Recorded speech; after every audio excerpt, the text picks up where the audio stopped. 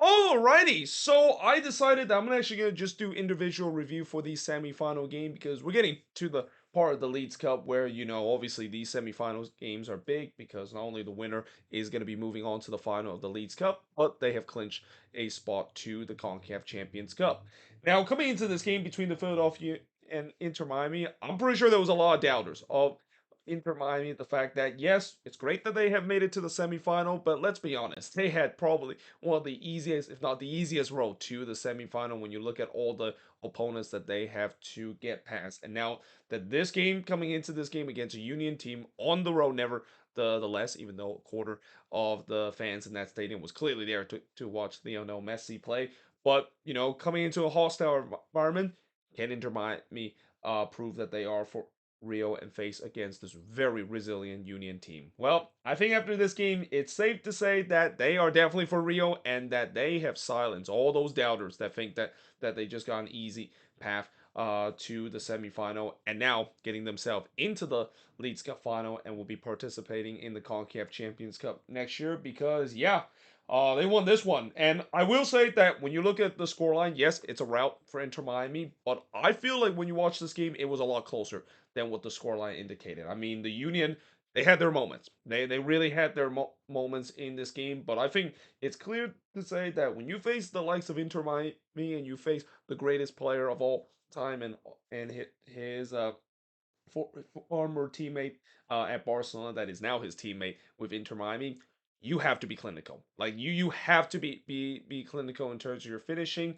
and the Union was not in this game. And also, not to mention, the Union defense. Man, I mean, it was not a great defensive display, and arguably probably even the worst game I've seen Andre Blake has play for both the Union and maybe even in his career to doing his time with the Jamaican national team.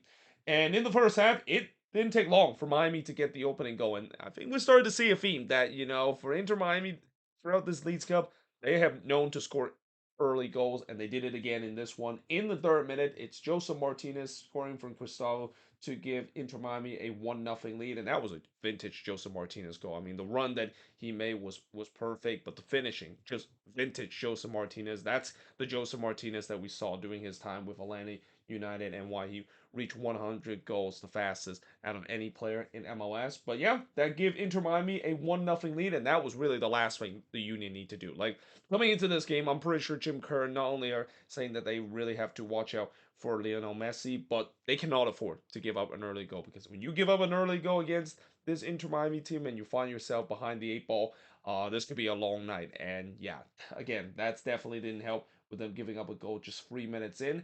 And it also doesn't help the fact that they were getting absolutely out outplay off the park in the first 5 minutes. Like Miami, they had all the possession.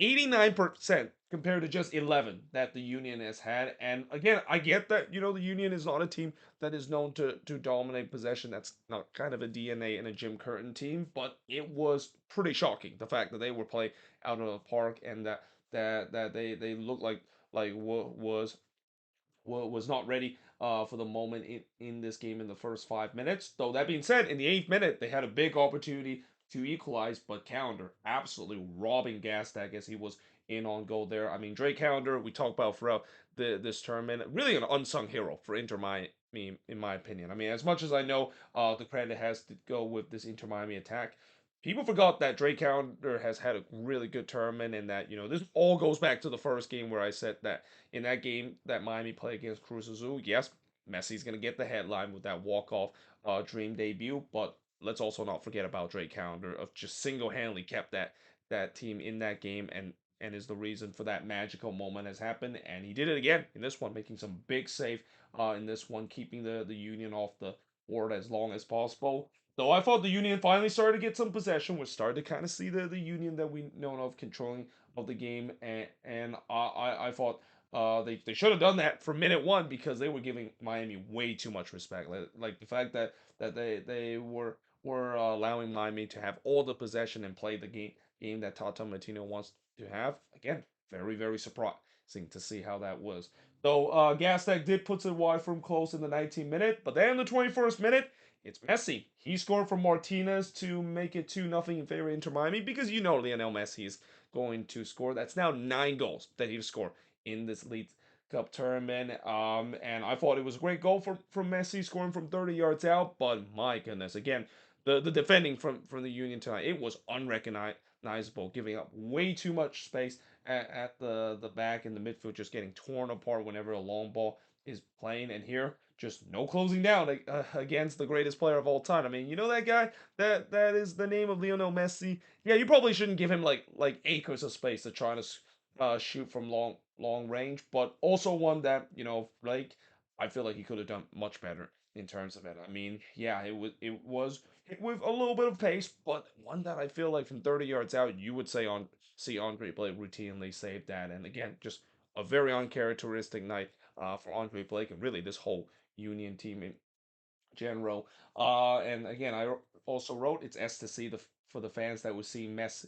See there again, I mentioned earlier, a quarter of the stadium was clearly wearing either Inter Miami Messi jersey or wearing some sort of Argentina or Barcelona jersey just to see Messi there.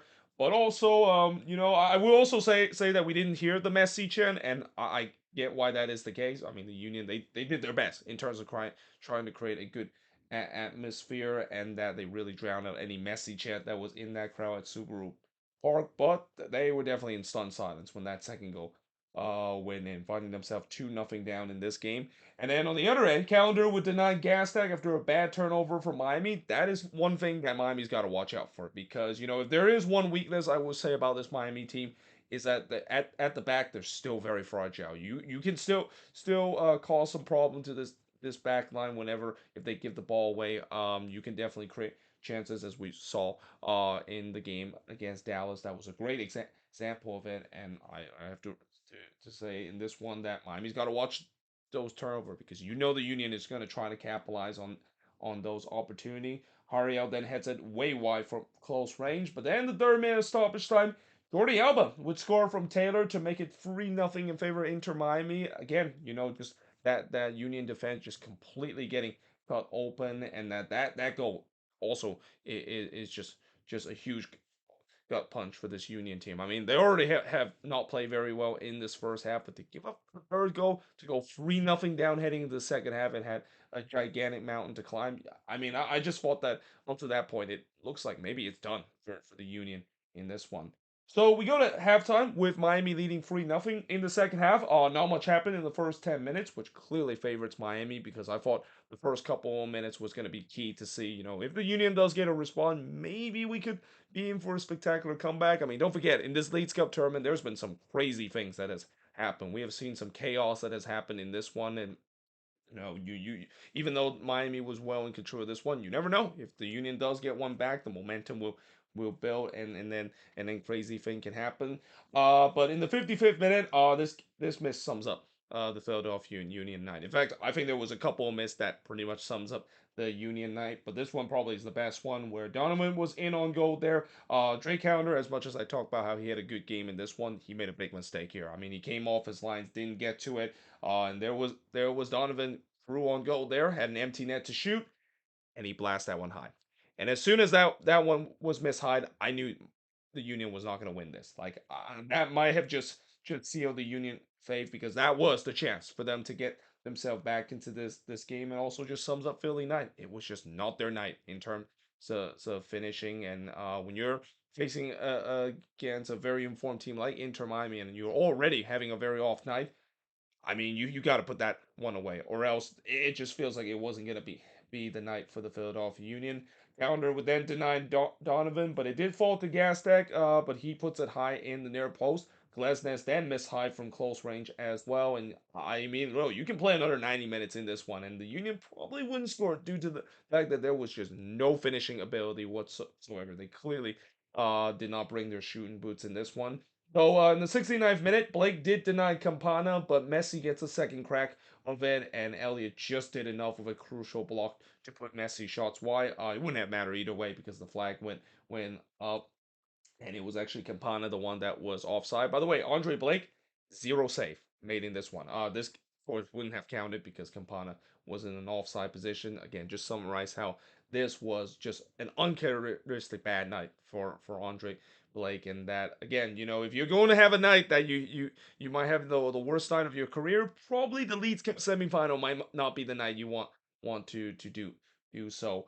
Again, I also wrote the Union midfield has been just chasing ghosts every time a long ball is played through by Miami because that chance all started with a long ball, just cut through the middle. It was just way too easy for Inter Miami to basically play that through ball and cut open this Union team. And mind you, this is a team that had one of the best defense coming into this game. They've only given up 4 goals so far in this Leeds Cup, but with the way how Inter Miami was cutting that defense, and yes, I know they have the greatest player of all time on their on their hand, but some of these long ball passes wasn't actually from Messi. It was just from his teammates. So it was kind of shocking to see how easy it was for them to cut open this Union team and how just again this midfield just completely disconnected in this one.